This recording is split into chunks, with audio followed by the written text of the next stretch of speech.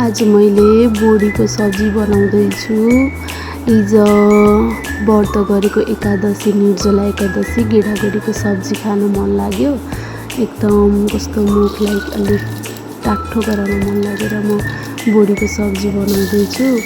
अनि सुरुमा पियाज हालेर तेल हालेँ, त्यसपछि गेडागुडी पड्काएर पियाज फिराउँदैछु।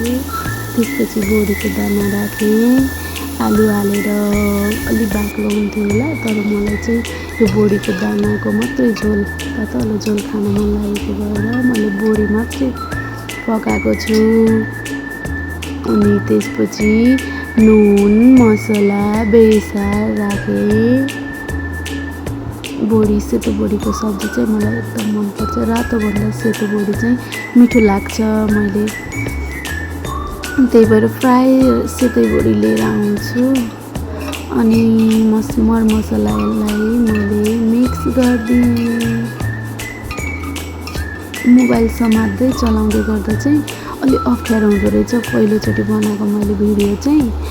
अनि टमाटर नि राखेँ, मस्त चलाइदिएँ। त्यसपछि टमाटर लसुन अदुवा राखेर अनि पानी हालेँ। सुरुमा पानी हाले नै हुन्छ, मैले फेरि एकैछिन फ्राई गरेर अनि पानी हालेँ। अनि बन्द गरेर कुकरलाई 3-4 सिटी लगाउनु पर्छ। 3-4 सिटीमा चाहिँ मस्त यसरी पाक्दो रहेछ, यसरी पाक्छ। अनि थोरै पानी हालेर पातलो झोल बनाएँ। पातलो झोल नि टेस्टी हुन्छ, मिठो हुन्छ। माथिबाट मैले धनियाँ राखेँ अनि बोडीको सब्जी रेडी भयो। अनि यता फेरि बाबु नानीलाई जाउलोको लागि मैले चामल र दाल भिजाइसकेको थिएँ। अनि त्यही कुकरमा फेरि मैले जाउलो बनाउन लागेँ। जाउलोमा गिरमला आलु अनि साग दाल चामल हालेँ। त्यसपछि यसलाई हल्का सजिलो बनाउन नुन हालेँ, बेसार हालेँ। बाबु नानीहरूले जाउलो चाहिँ मिठो मानेर खान्छन्, त्यसैले म चाहिँ बिहानै जाउलो बनाइदिन लागेको। टमाटर लसुन अदुवा पनि हालेँ, थोरै घिउ हालेँ। म अरू बेला चाहिँ घिउ हालेर फ्राई गरेर गराउँथेँ, आज चाहिँ कुकरमा दाल पकाइसकेको भएर अनि म यसरी पकाउँदा नि मिठो हुन्छ, पाक्छ, लपक्क पाक्छ। 2 सिटी 3 सिटी लगाएपछि हो मस्त पाक्छ। अनि यता फेरि म काँक्रो अनि प्याज आलुको अचार बनाउँदैछु। थोरै स्वादअनुसार नुन हालेँ, मसला हालेँ। अनि त्यसपछि यता थोरै सेतो तिललाई मिक्स गरेर सेतो तिल पनि हालेँ। सेतो तिल चाहिँ मलाई एकदम मिठो लाग्छ।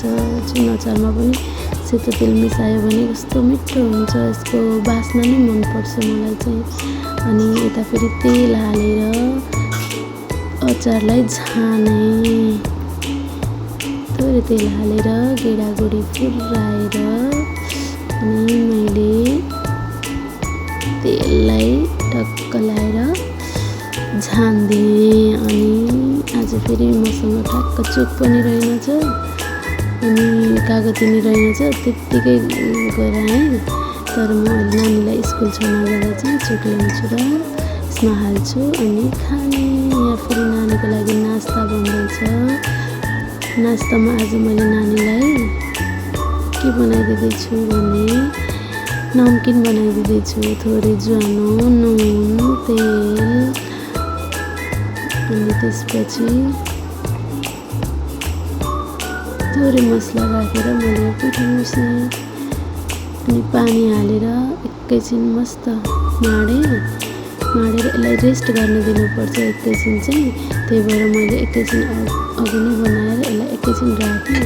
यो बनाएको चाहिँ मैले भिडियो चाहिँ बनाउन पाइनँ, नानी बाबुले दुःख दिएर। Thank you.